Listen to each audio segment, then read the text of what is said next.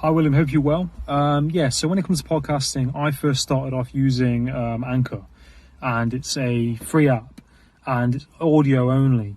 And basically when you record, it automatically puts it on Spotify, Apple Music, Google Podcasts, all the major streaming platforms for you. So it does that for you. And it's audio only. So it's good to start off that way, I find, because it builds up your confidence. I did, I think, around 60 episodes on there before I started merging onto video. So it's really, really good, and it's very simple. The only thing that's complex about that app is when you go and edit the episodes, you have to cut the audio file and you have to cut it to where you want it and piece it together. That gets a bit complex, but then with practice and doing it quite a lot, it becomes easier, like anything. With podcasting, I would say, you need to have a name. Don't waste too much time on the name, because the name doesn't necessarily matter. You can always change it or edit it around as well. But, so you have to have a name. You need to have a niche. Some people have a niche, some people don't. You can basically have a set niche. So if you want to have a podcast around business and time management, for example, you would have people coming on your show and you're talking about, business, money, productivity, that kind of thing. Or if it's, life and relationships, or it could be, video games. It could be mental health, or you have it completely open. My podcast, I basically, when I first started doing it, I was thinking to myself, I'm going to focus on people and talk about, mental health and motivation, things like that. So a lot of them are around that. But I, just kind of have it on.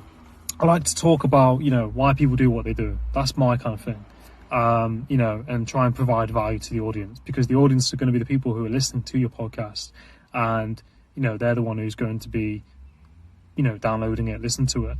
So you want to provide value to your audience. That's another one. And another thing is time.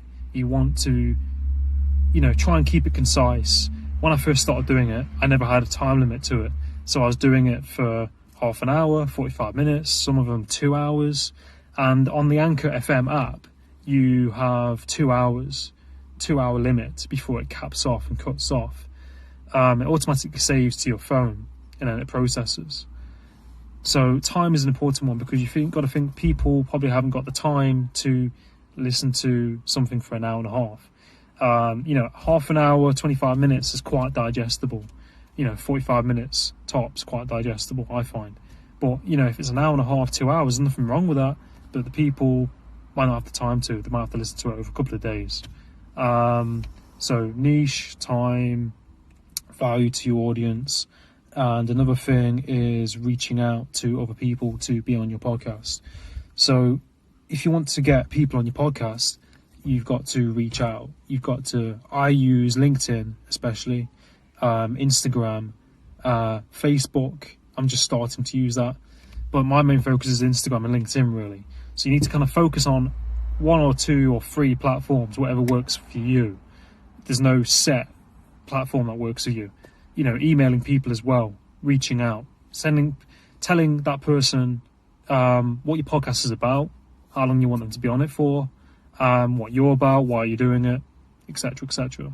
So reaching out is key if you want people on your podcast.